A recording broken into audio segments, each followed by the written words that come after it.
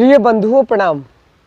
आँखों को बंद करने से अगर व्यक्ति को सुकून मिलता है तो हमारे मन को शांति कैसे मिलेगी। लोग भटकते हैं, लोगों को सोचना होता है कि हमारे मन में शांति कैसे आए और मन को कैसे शांत किया जाए। मन की शांति ही संपूर्ण शरीर को स्वस्थ रखती है और जब तक मनुष्य के मन में शांत भाव नहीं उत्पन्न होते तब तक व्यक्ति के मन में शांति का अनुभव नहीं होता है और लोग भटकते हैं, दिन प्रतिदिन भटकते ही रहते हैं। मन को एकाग्र करने के लिए अनेक जगहों पर जाते हैं, ऐसे ऐसे क्रियाकलाप करते हैं जिससे हमें आनंद मिले। व्यक्ति को आनंद पाने के लिए अनेक पेय पदार्थों को ढूंढता है, अनेक ऐसी वस्तुओं को देखना पसंद करता है जिनसे उसको आनंद मिले, जिसे देखकर आनंद मिले, जिसे छूकर आनंद मिले, जिसे महसूस करके आनंद मिले। उस वस्तु, उस विशेष में अपने गुणों को समाहित नहीं करता है। हम आप यह मनुष्य का शरीर पाकर व्यक्ति आनंद की अनुभूति के चक्कर नित्य प्रतिदिन लगाता रहता है और अंततः उसे आनंद कहीं पर भी नहीं मिलता। तो चाहिए मन की गति को रोककर और मन को शांत करके, मन में अच्छे विचारों को उत्पन्न करके और मन ही मन में हमारे सबके शरीर में ही कुछ ऐसे आनंद का घर है जिसे हमें खोजना है और उस परम आनंद को खोजकर हम उस आनंद की अनुभूति कर सकते हैं जिसके बारे में लोगों के बीच में चर्चा का विषय बनाना नामुमकिन है। यह आनंद, यह परम आनंद वही समझ सकता है जिसने कभी उसे चखा है। चखने का मतलब उसे महसूस किया है, उसकी आवाज़ को, उसकी मधुरता को उसने सुना है।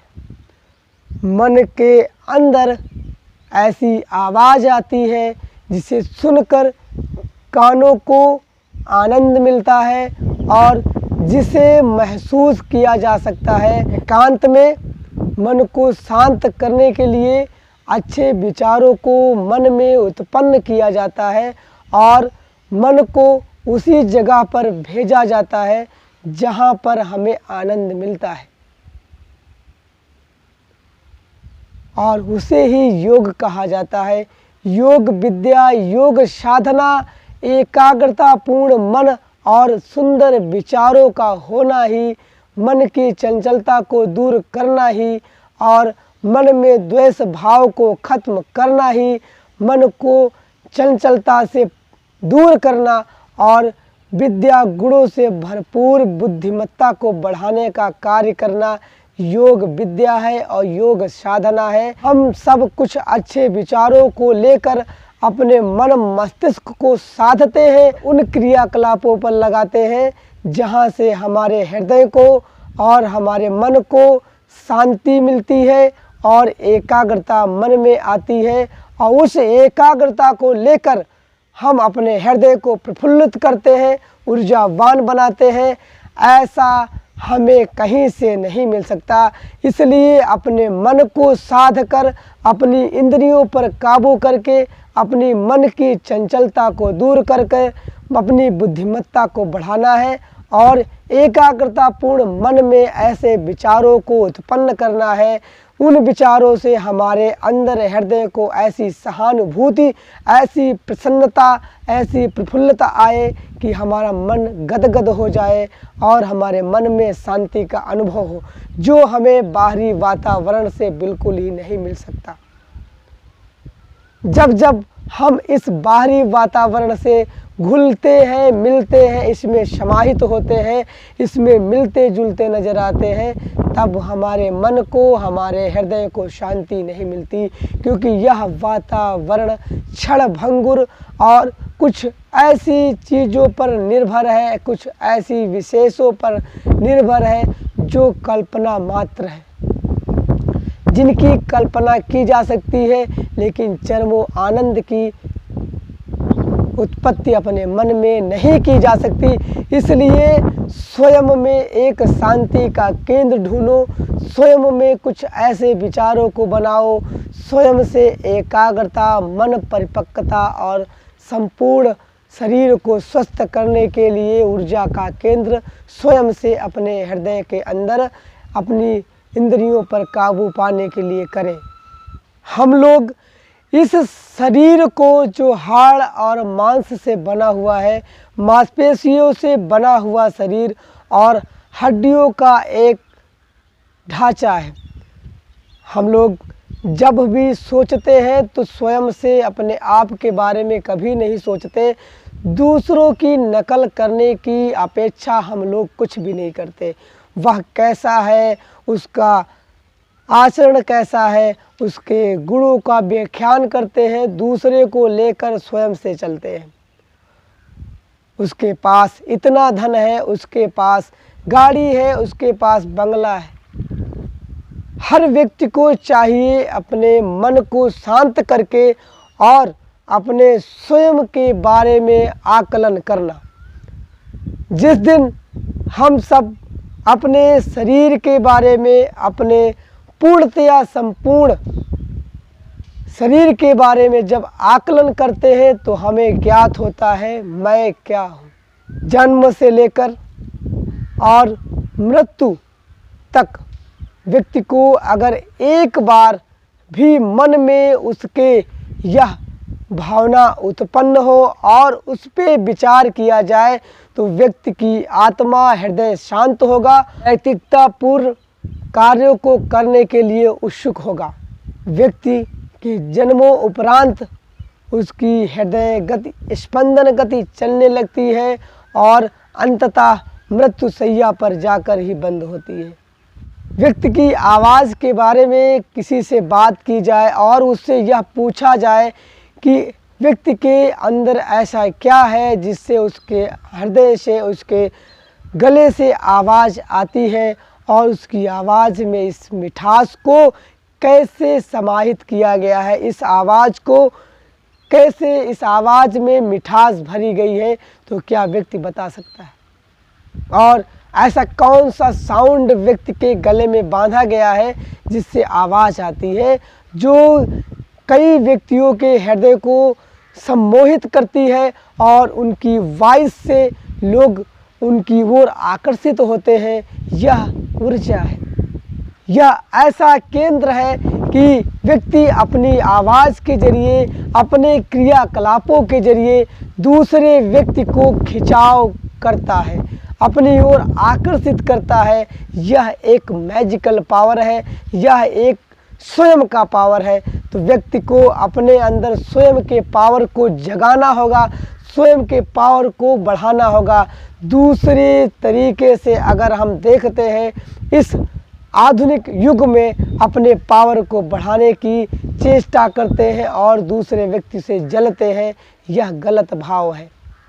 खुद से मन के अंदर ऐसी भावनाओं को बनाओ और खुद से कुछ ऐसे विचार करो, कुछ ऐसे क्रियाकलाप करो जिससे व्यक्ति आपसे सम्मोहित हो, आपको एक ऊर्जा का केंद्र समझकर आपकी बातों को लेकर समाज में कुछ ऐसी अच्छी नीतियाँ बतलाए ताकि आपका ग्रोथ हो।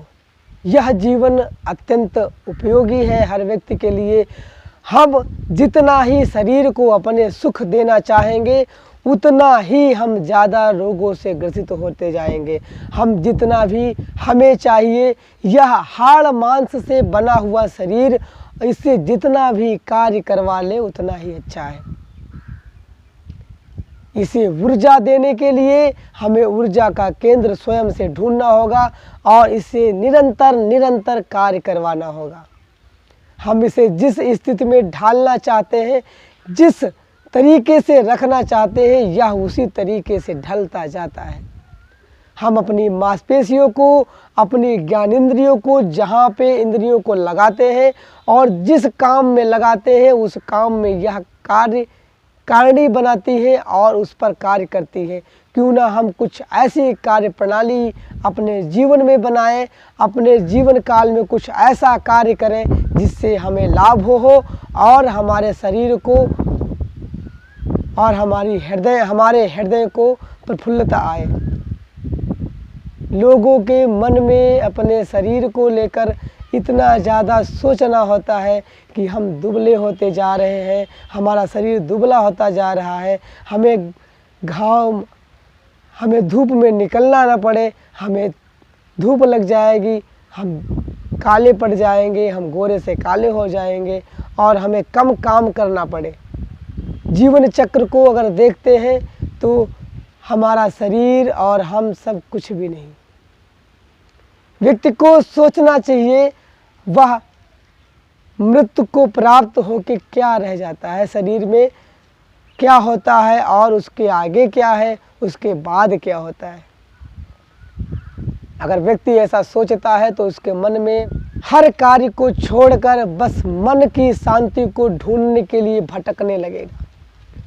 अगर व्यक्ति को इस बात का आभास हो जाए कि जन्म हुआ, फिर जवानी आई और कुछ बहुत सारे कार्यों का होना हुआ, पता नहीं क्या क्या किया गया, कैसे कैसे संघर्ष जीवन में किया गया और निरंतर संघर्ष करने के बाद अंततः एक स्थिति, एक अवस्था ऐसी आती है जब लोग चारपाई पर अपने आप को पाते हैं, बीमारी से ग्रसित हो जाते हैं, उनके शरीर में उनके अंग काम करना बंद कर देते हैं, हाथों की मांसपेशियां कार्य करना बंद कर देती है, आँखों से दिखना कम हो जाता है और मस्तिष्क की सोचने की क्षमता कम हो जाती है, पेट में खराबी हो जाती है, भोजन को ग्रहण करने के उपरांत भोजन हजम नहीं होता है, उसका भोजन का पाचन सही तरीके से नहीं होता है। अब बताइए, आपकी इंद्रियां और आपकी मांसपेशियां जो भी है, आपका शरीर बिल्कुल ही काम करना बंद कर देता है और अंततः यह होता है कि मृत्यु को प्राप्त हो जाता है। उस समय यह व्यक्ति को अगर अपने बारे में सोचने के लिए एक बार व्यक्ति अगर 10 मिनट के लिए अपने मन में टाइम निकाले, व्यक्ति 10 मिनट के लिए टाइम निकाल के जीवन का सारांश पढ़े और अपने जीवन के बारे में सोचे, वह शांत हो जाएगा, उसे सारे क्रियाकलापों में आनंद आएगा और अपने भाग दौड़ भरी लाइफ को स्वतंत्रता पूर्ण जिएगा और मन में शांति के साथ। तो हमें अपने मन को एकांत करना है, अपने मन को शांत करना है। हम सारे रोगों से दूर होंगे, सारी बीमारियों से दूर होंगे और जितना भी हो सके इस शरीर से कार्य लो।